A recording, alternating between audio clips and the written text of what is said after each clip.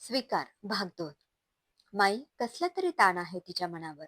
बाकी काळजी करण्यासारखं काही नाही. आता जरी शुद्ध आली असली तरी आज विश्रांती घेऊ देत. घरचं वातावरण मात्र हलकं फुलकं ठेवा. आणि काही वाटलं तर फोन करा मला. डॉक्टर बाईंनी काही औषधं लिहून दिली आणि त्या निघून गेल्या. रमेश त्यांना पोहोचून खोलीत आला. वहिनी, ठीक आहे ना? यावर सुलोचना काहीच बोलली नाही. माई जवळ बसून तिच्या केसातून हात फिरवत राहिल्या. माईंच्या स्पर्शाने तिला खूप बरे वाटलं. इतक्यात औषध घेऊन आलेला सचिन आत आला आणि माई खायला करण्यासाठी स्वयंपाकघरात आल्या. सुलू, माफ कर मला, सचिन कसा बसा म्हणाला. भाऊजी, यांना विचारा ही सुलू कोण म्हणून. गेल्या 4-5 वर्षात मी यांच्याकडून निर्मळ प्रेमाची अपेक्षा केली होती, पण हे केवळ नवरा असण्याचे कर्तव्य करत राहिले. ना माझ्या इच्छा पूर्ण केल्या ना कसल्या अपेक्षा. मला वाटायचं सगळे पुरुष असेच असतात, पण नाही. तुम्ही तसे नाही ना भाऊजी. यांचं प्रेम माझ्यासाठी केवळ एक मृगजळ होतं, समोर असूनही नसल्यासारखं. वाटायचं आत्ता हाती येईल मग हाती येईल, पण यांच्या मनात दुसरंच कोणी आहे हे कुठे ठाऊक होतं मला. मीही वाट पाहत राहिले, या मृगजळामागे वेड्यासारखी धावत राहिले, जे कधी माझं नव्हतंच. सुलोचनाच्या डोळ्यातून अश्रू ओघळले. नको गो सुलू असे बोलू. मी आजपर्यंत काही कमी केलं का तुला? नाही ना? आणि मी हे सगळं तुला सांगणार होतो, पण माझं धाडस होत नव्हतं. कुठल्या तोंडाने सांगणार होतो मी तुला हे सगळं? सचिन तिचा हात हातात घेऊन म्हणाला. मला वाटतं मी आता निघायला हवं. रमेश जायला निघाला. भाऊजी थांबा तुम्ही. तुम्हीच निस्तरले आहे ना सगळे? मग आता मी सांगितल्याशिवाय इथून जायची परवानगी नाही तुम्हाला. सुलोचना उठून बसली. आता मला कळतंय तुम्ही अचानक परदेशी का निघून गेलात. अपेक्षा मला न भेटता का गेली. एरवी अपेक्षाचं नाव निघाल्यावर हे अस्वस्थ का व्हायचे. छोटू विषयी यांना इतका जिव्हाळा का वाटतो. एकदा विश्वासात घेऊन तुम्ही मला हे सारं सांगायला हवं होतं. याचा मला राग नसता आला.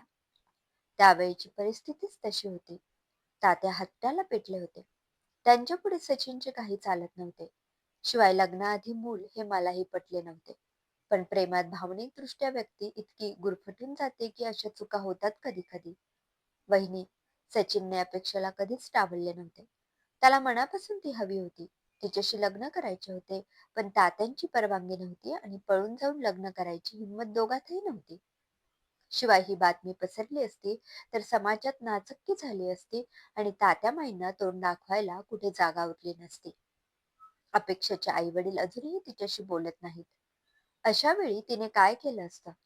मरणाला जवळ केल्याविना पर्याय शिल्लक नव्हता तिच्या पुढे, म्हणून मी लग्न केले तिच्याशी.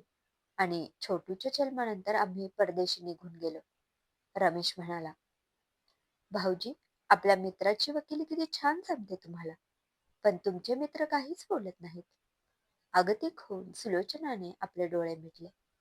माई स्वयंपाकघरातून सारं काही ऐकत होत्या, पण सुलोचनाचे मन मोकळे होऊ दे म्हणून त्यांनी खोलीत येणं टाळलं. भाऊजी, आता गेलात तरी चालेल, पण उद्या जेवायला नक्की यायचं. सुलोचनाच्या या वाक्यावर रमेशला हसावे की रडावे हेच कळेना. असे काय पाहता? मी ठीक होईल उद्या. नातं कोणतंही असो, आपण आपल्या कर्तव्यात कसर ठेवायची नाही, हे मी यांच्याकडून तर शिकले. सुलोचना उपहासाने हसत म्हणाली. रमेश काही न बोलता निघून गेला. तो घरी आला तरी त्याला चैन पडत नव्हती. अपेक्षेला कॉल करून सारं सांगावं की नको, त्याची द्विधा मनस्थिती झाली होती. नकोच, कारण तिला हा धक्का सहन झाला नाही तर. नुकताच 6वा महिना सुरू झाला आहे. उगीच काळजीला कारण नको, त्यापेक्षा वहिनींची समजूत काढू. सचिन, डॉक्टरांनी सांगितलं आहे वातावरण हलकं फुलकं ठेवा. तू जा बाहेर, मी आहे तिच्याजवळ. माईंनी गरम गरम पेजचे भांडे सुलोचनाच्या हातात ठेवले. माई नको, खायची इच्छा नाही माझी काही. असं कसं? तेवढं खाऊन घे, बरं वाटेल. माई तिथेच बाजूला बसल्या. माई, तुम्ही तरी मला हे सांगायला हवं होतं. तूच सांग बरं, आपल्याच मुलाचे प्रताप एकाई कशी सांगेल, तेही तिच्या लाडक्या सुनेला. मान्य आहे मला, सचिन चुकला, पण परिस्थितीमुळे त्याला त्याची चूक सुधारता आली नाही. त्याने हे सारं तुझ्यापासून लपवलं असलं तरी तो तुझ्याशी खोटं कधी बोलला नाही. पण माई, त्यांनी माझ्यावर कधी प्रेम केलं नाही हेही तितकंच खरं आहे. आमच्या नात्यात कधी भावनिक बंध नव्हतंच. विश्वासाचे घट्ट नाते कधीच नव्हते. होता तो एक सोपस्कार आणि नावालाच असणारे नवरा बायकोचे नाते. यांचे माझ्यावर प्रेम असेल असे गृहीत धरून मी आजवर संसार करत आले. पण त्यांच्या मनातून त्यांची अपेक्षा कधीच केली नव्हती. निदान आता तरी विसरा म्हणावं तिला. ती आता भाऊजींची बायको आहे. त्यांची सहचारिणी आहे. तिच्यावर केवळ त्यांचा हक्क आहे. माई, जर लग्नाआधी माझ्या बाबतीत हे घडले असते तर तुम्ही माझा स्वीकार केला असता? सुलू, तू म्हणतेस ते खरं आहे. पण रमेशला सारं काही माहीत असूनही त्याने अपेक्षाचा स्वीकार केला ना. आणि चूक एकट्या सचिनची नव्हती तर दोघांचीही होती. ती त्याने कधी अमान्य केली नव्हती. फक्त त्याचे धाडस कमी पडले आणि मी एक आई म्हणून त्याला कधीच पाठीशी घातले नाही. त्यांच्या चुकांचा स्वीकार करायला शिकवले त्याला. पण तात्यांच्या हट्टापुढे काहीही चालले नाही आमचे. माईंच्या चेहऱ्यावर वेदना दिसत होत्या. बराच वेळ त्या काही न बोलता तशाच बसून राहिल्या. माई, माफ करा. मला तुम्हाला दुखवायचं नव्हतं. सुलोचना त्यांच्या कुशीत शिरली आणि दोघींनीही आपल्या अश्रूंना मोकळी वाट करून दिली. सुलोचनाला जाग आली तसा सचिन तिच्या जवळ येऊन बसला. रडून रडून त्याचे डोळे थकलेले दिसत होते, तर सुलोचना बऱ्यापैकी शांत दिसत होती. तुम्ही कसेही वागलात तरी माझे तुमच्यावर प्रेम आहे. पण झाल्या प्रकाराचा राग लगेच माझ्या मनातून जाणार नाही. कारण नवरा बायकोचे नाते प्रेमाचे नसले तरी विश्वासाचे नक्कीच असावे. जो विश्वास तुम्ही माझ्यावर कधी दाखवला नाहीत सचिन. खूप दुखावले तुम्ही मला. सुलोचना, मला माफ करशील? बाकी मला काही नको. आता तुझं दूर जाणं मला सहन होणार नाही. अपेक्षेला मी गमावलं, पण तुला गमावलं तर माझ्या नजरेतून मी आणखी उतरेन. सचिन सुलोचनाच्या खांद्यावर डोकं ठेवत म्हणाला. फक्त एकदा विश्वासात घेऊन तुम्ही मला हे सांगितलं असतं तर कदाचित मी या गोष्टीचा स्वीकार केला असता. पण माझ्या मनातील धग कमी होईपर्यंत थोडं थांबावं लागेल तुम्हाला. अपेक्षा आपल्या संसारात रुळली. तिने बदल स्वीकारला तसा तुम्हीही स्वीकारला असता तर बरं झालं असतं. सचिन, चुका सर्वांच्या हातून होतात. पण त्या मनात ठेवून कुढत जगायचं हे मला मान्य नाही. एका स्त्रीचं मन इतकं मोठं असतं की ती सर्वांच्या चुका पोटात घालू शकते.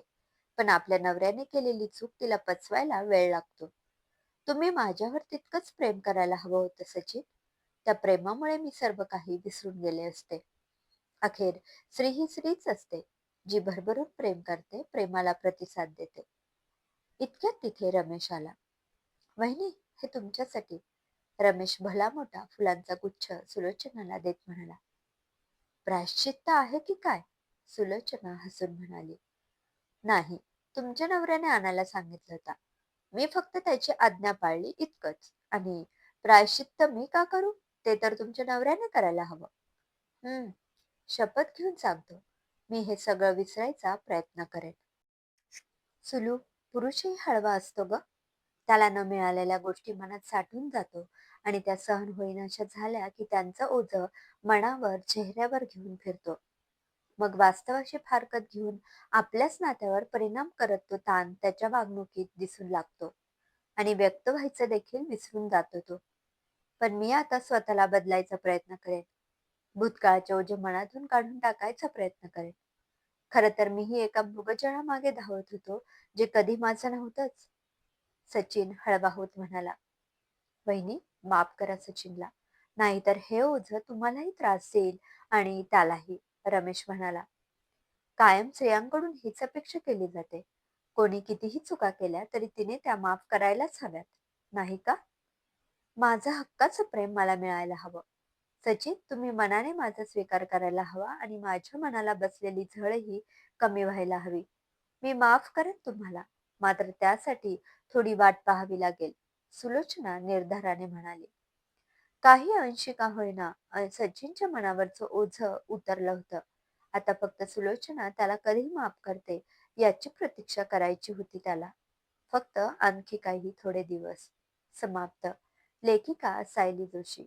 श्रोतेहो, कशी वाटली ही कथा कमेंटमध्ये अवश्य कळवा. पुन्हा भेटूया एका नवीन कथेसह. धन्यवाद.